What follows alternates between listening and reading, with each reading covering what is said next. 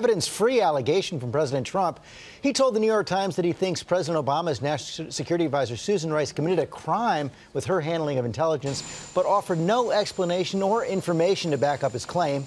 Our senior White House correspondent Cecilia Vega has that story. Good morning, Cecilia. Hey, George, good morning to you. This isn't the first time President Trump has accused someone in the Obama administration of committing a crime without having any evidence to back it up. First, that wiretapping claim. Now the president is pointing fingers directly at Susan Rice.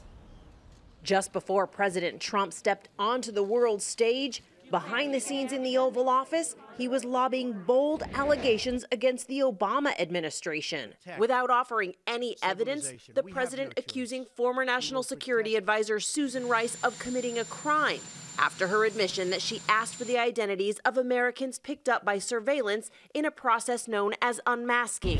In an interview with the New York Times, the president calling it one of the big stories of our time. And when asked if he thought Rice committed a crime, he said, quote, "Do I think? Yes, I think." Vice President Mike Pence saying intelligence committees will get to the bottom of the allegation. I would say that the American people have a right to know if there was surveillance of any private citizen in this country and the identity of those citizens was revealed. People have a right to know why. Rice denies she did anything wrong. I leaked nothing to nobody and never have and never would. Sources tell ABC News Trump campaign and transition officials were among the unmasked individuals caught up in surveillance during investigations into Russian meddling in the election.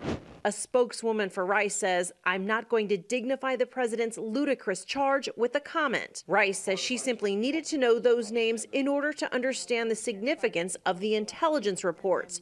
She says she was just doing her job. We can't be passive consumers of this information and do our jobs effectively to protect the American people. So again, unmasking in and of itself is not a crime. Leaking unmasked names is, but you heard Susan Rice there in our story adamantly deny that she leaked any of those names. Also in this New York Times interview, George, the president once again called the Russia story, quote, a total hoax.